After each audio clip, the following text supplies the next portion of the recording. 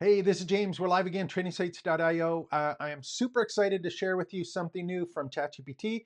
It's called Atlas and it came out about 24 hours ago. This is a huge problem for anyone in the education space, and I want to tell you why and then give you some hints on how we might even be able to take advantage of this big problem when we're trying to start, build, and grow our own education business. What is it? How does it work? Why should I care? Well, what I'm going to do is I'm not going to do a big how-to on this brand new tool called Atlas. What I'm going to do is take a look first at how this affects us and what are some of the capabilities of it and how does that fit into the education space. You're looking at the screen right now and you're probably going, okay, great. You're looking at the announcement for the website, but am I? This is not a browser you're looking at. This is Atlas. Atlas is ChatGPT that replaces your browser. So it doesn't matter if you're using Chrome or Firefox or Edge or Safari, anyone, you now have the ability to use Atlas, which is ChatGPT, as the place that you go to or interact on the web. So anything that you used as a browser before, you can use Atlas to do that. So that's the first thing. It looks exactly the same. And again, I'm not going to go through all the settings here. We'll do that in a different video because there are 3 or 4 things about this that really change education. And those are the ones I'm going to go through quickly, and then I'll show you demos of them. And again, if you haven't seen any of these before and you're trying to figure out, where does this fit in? How do I get started?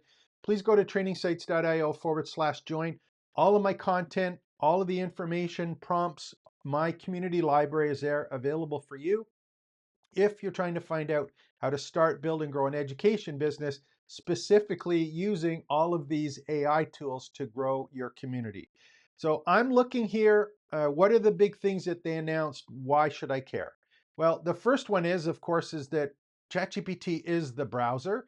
That's the first one, and I'll show you how that works and why it's important.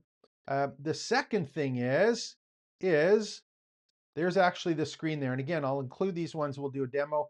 But ChatGPT opens up on any page that you used to call a web page. It's available to you to be on.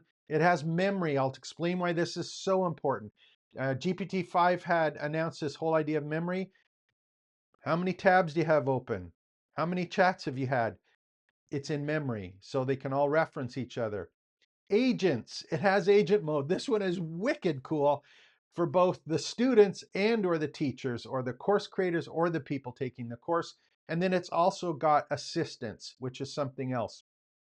And you're thinking about, if you're wondering about this as well, and I'll put the notes on this. This came out 24 hours ago. Is it perfect? No, there's some things that I've run into that aren't perfect, but it's only going to get better. That's the first part. Second part is we've got things like agents here that are going to be working in our browser on our websites on our behalf. There's all sorts of security issues that they're going to have to deal with.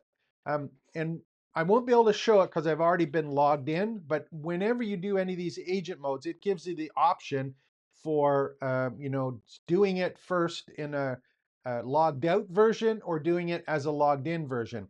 I'm comfortable with it after testing, so I've got it so that it's acting as if it's logged in. But that's a rule or kind of a guardrail that they're trying to build into this to have some control over it. So even though I'm showing you really cool things, it's going to get better, and there are some security issues that you're going to have to deal with personally when you're doing this. So how is this important when we're playing around with stuff? Well, let's go take a look.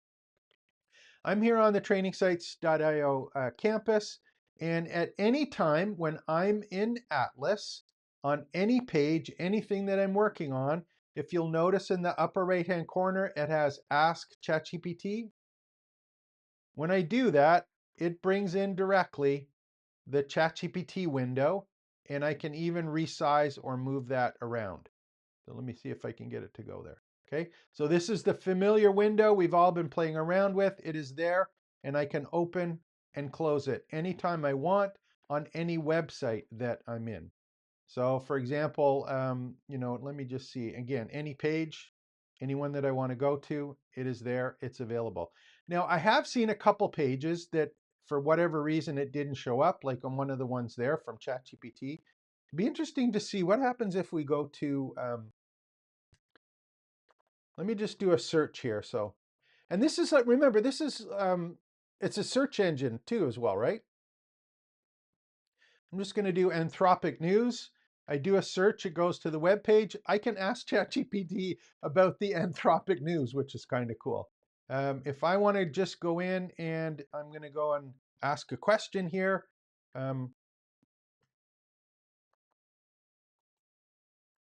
What is a new tool from Anthropic, which is Claude? And you can see it comes up like a search engine, right? So it comes up with a ChatGPT search, but then it's got like a Google search that is there. So it works exactly the same as a search engine. And when you're on any of these pages now, we now have that Ask ChatGPT up in the corner. So again, exactly the same as a browser. So here's the part that is really interesting. If I'm on this page, or in my case, if I go take a look on my site and I've used ChatGPT, I can now have a chat exact same way as I did before with this page and everything on this page. So in the bottom, you can see that there's the little icons there. It's got all of the same ones that we used before, like add photos and files, attach screenshots, deep research, agent mode. It had one here on create an image, study and learn more. So things that a student can use when it's on a site, things that you can use when you're asking about other people's stuff or you're doing research or even trying to get a fit for what your course is about, all of those things are available to us there. So I'm just going to turn off agent mode and I'm just going to say, tell me about the topics that that are being covered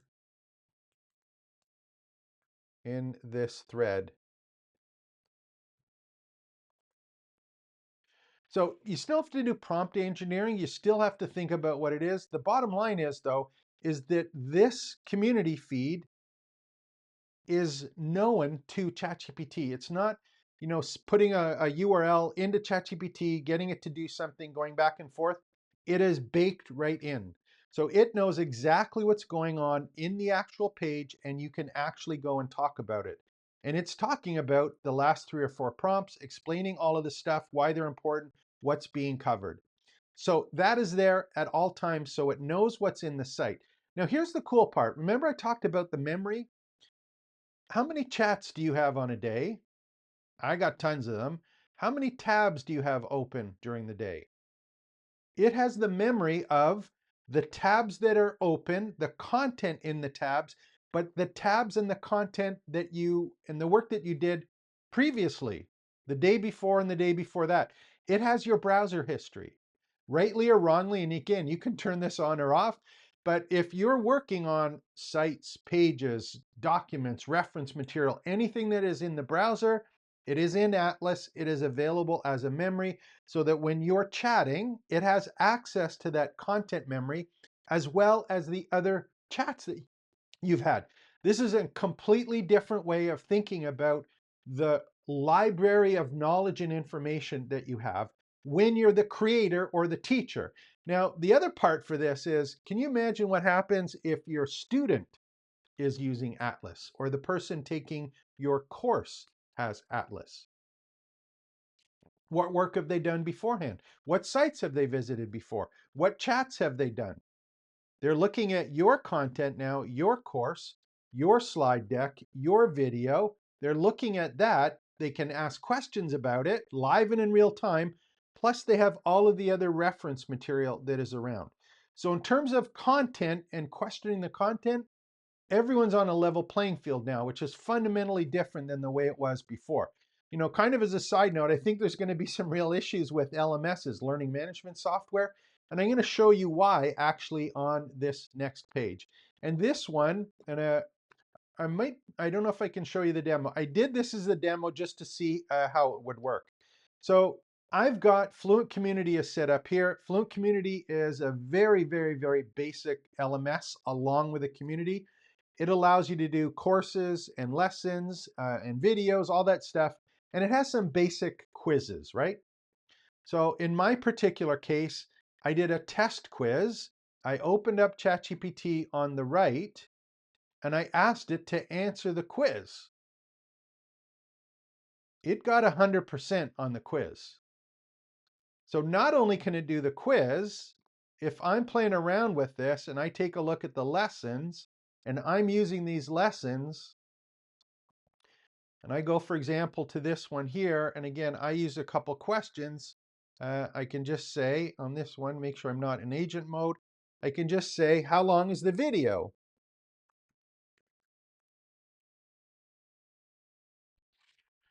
So I'm on a page, it knows I'm on the page, it's gonna find out how long is this particular video, and it's gonna answer again, based on the context that is here. Now, one thing I have noticed, there we go, 7 minutes and 16 seconds long. Now, in the video player timestamp. Now, the thing that's interesting is that if I'm using Vimeo and it is a listed Vimeo or one that is unlocked, it has access to the transcript. If I'm using a YouTube video, it has access to the transcript. So anytime you have content that has transcript or is transcript enabled, ChatGPT can work off of the transcript. So anything that you may have created to repurpose your own content, Atlas can do that. In your course, outside of your course, anywhere that there's videos, Atlas is now there to chat on it. So if you went to YouTube as an example and just started asking questions about the videos that you're watching, you can do that with Atlas. Now, if you're starting to think about this, this is absolutely huge for you, but also the people taking the courses. So we're going to have to really think about how we're going to adapt and make our educational experiences more value to people who can do the exact same thing that we can with all of the content that is already available, that has the memories to combine, integrate, extrapolate, all of the same stuff that we do. Super exciting times, but super difficult times for us, making sure that we can stand out and make ourselves special, which is probably the reason that I'm working so hard on creating these privately branded campuses, making our own little community to work in along with all of this content. So I'm thinking about some different things here. One was the quiz as an example. But the other one that really jumped out at me is this whole idea, and I'm going to scroll down just so we can see it, is takes action for you. So what the heck does that mean? What this is they announced agents a couple months ago, but I never really got them or had trouble using them. This is Atlas. The agent is Atlas. It's baked in. What this means to you and me is that we now have an agent or as many agents as we want, each in its own tab, doing work directly in what was the browser. So I can turn on agent mode for this tab, for this tab, for this tab, for this tab, and I can ask it to do anything that I would do in the browser. So I'll give you an example of some that I did just a couple minutes ago, just to show you, then we'll try another live one. So in the community, one of the things you have to do is you have to do posts and hopefully get people engaged, right? So what I did is I opened up ChatGPT here, and I'll do a live one so you can see it. I open it up, I put it in the plus sign, you can see where it says agent mode, and I asked it to make a post in my community feed explaining about the ChatGPT Atlas and how it changes things. It wrote the post and posted it for me directly in here. So if you're looking for an assistant now, your teaching assistant to create your quizzes, to upload it to your LMS, to create your slide decks, to format your stuff, to write the emails, to do the quiz tests, all of the things that you were doing before, these that were done in a browser, ChatGPT now can actually do these skills for you that require some level of thinking, some standard operating process that you've given them on how you want things done, but those tasks can be done for you. And not just one task at a time, as many tasks as you want, ongoing, obviously based on your paid account. Now, my understanding is for this one here, and I'm just going to go back to show you because make sure we're on the same page here. ChatGPT Atlas is available for Mac only right now. My understanding is going to be a week or two for Windows, so that's the first thing. So it's available for everyone worldwide on a Mac right now. It will be available for Windows. The other part that is coming out is that right now I'm on a paid plan of ChatGPT, so I get to use agents. Anyone on the paid plan gets to use agents, and there is a limit to them, I think, but the free version doesn't get agents. So what I'm doing is I'm showing you agents. It's because I'm on a paid plan. And that's for you as a user. And of course, I don't know, it would be for the students. Yeah, it would be as well for the students doing that as well. So let me go and we'll take a look and see how this actually works. Um, what would be a good one here? So I'm just trying to think of, we'll do another post just so I can show you how that one works.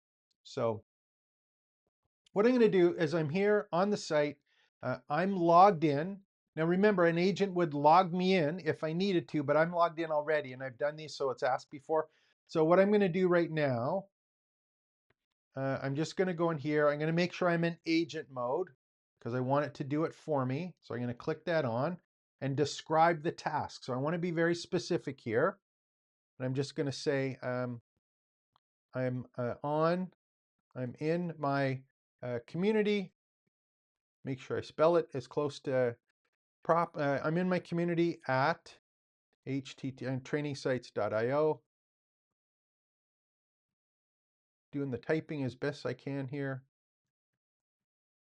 And I want you to explain the new agent mode in the community feed, and post it to the general discussion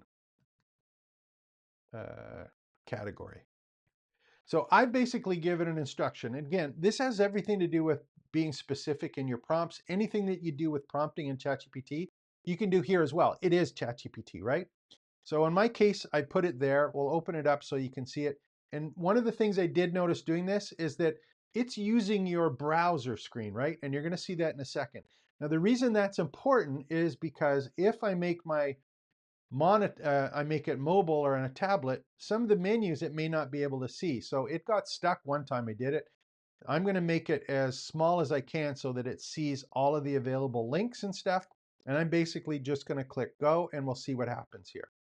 And it's going to try and figure out, what's the best way to do it. And you're going to notice that there's now a blue area animated around the screen because this is the agent, the ChatGPT agent that's actually working on the task I gave it. And again, one task per tab. It's going through and it's actually telling you on the right-hand side what it's doing. It's working on it, planning and researching the post. You can see that it's moving around on the screen. It's adding the title, the post, and it'll hopefully get into the space. And at any time if it gets stuck or you want to take control or stop it, in the bottom we can do that. Take control or stop it. Gathering citations and sources. It's going to go put this in and add it. Done all the heavy lifting. It's got the links. And hopefully what happens on the right here, putting it in. So it's got a running commentary, sorry. What do we got here? Scrolling, selecting the space. Make sure we're in the right piece. And while this is running, I don't have control of the browser. The browser, this one that it's in, this is ChatGPT doing it, not me. If I wanted to take over, I could, but in my case, I'm not here. There we go. What do we got? Select a space. Didn't find one necessarily, so I'm just going to put one this here. We'll say, let's do tools and resources, and I'm going to click post. But that's just an example of how it did the research. I asked it to do it. It went and did it on my browser. I could have been working on another browser. I could have said, hey, create a course lesson or, build out a syllabus, add it as a course within my LMS. This assistant is now available to do the work that you wanted. I'm really, really excited about this in 24 hours. This is only going to get better. This is only going to get safer and more reliable in terms of how we interact with it. And the more that you use it, the better it's going to get to understand how the tools that you use normally in the browser, you can now use directly in Atlas. Now you're probably wondering, okay, that's kind of cool. What is it do I need to be worried about? Well, of course, the thing is that your students or the people purchasing course have the same tool, right? So it is a level playing field. And in fact, what I did is I did ask ChatGPT, and hopefully it'll come up here. Where did I do it? I did ask some questions about, well, what happens? What's the overview here of some of the things that are happening, causing problems? So when I asked ChatGPT, these are some of the things that it said. Privacy and data control, so intellectual property and things like that, agent mode risks, early stage imitations, it's out. Now, here's the things that are, kind of there. Where's the ones I just want to make sure? There's the one, yeah. Academic integrity gets more complex. So if you're selling courses or if you're teaching things, when students have a tool embedded in their browser that it can summarize, rewrite, and automate tasks, what happens to plagiarism and all these things? Ghostwriting. So is the student doing independent work at this point, or is it Atlas doing the work? So having to figure out how we're going to test people or grade people or make sure that they've been accountable and actually implied and implemented stuff is going to have to change. And I think that's where projects and use case studies is actually going to happen. And the great part for us is live classes are coming back, and they have to because of tools like this. Skills erosion. You got to make sure that people are very, very good at understanding what prompts that they need to do to complete a task, not how to structure the prompt necessarily, but what are the processes and the way to structure the requests that get the responses or the completion of the task that you want. So again, opportunities, all sorts of opportunities for teaching skills and helping people implement skills as opposed to regurgitating content. Student issues, teacher image issues, course creator images, monetization issues, those are all things that are coming, and it is specifically because of Atlas, which was just announced yesterday. If you haven't already, make sure to like and subscribe to the channel. My name is James, trainingsites.io. Go and join. Do another video after this explaining how it actually works, so that the buttons and the settings and those kind of things. But right now, if you're on a Mac, go and start it and start using it. See what you think. Let me know in the comments below. I'm really excited about this because it is super cool for anyone who's wanting to start, build, and grow an education business. Take care and expect the best.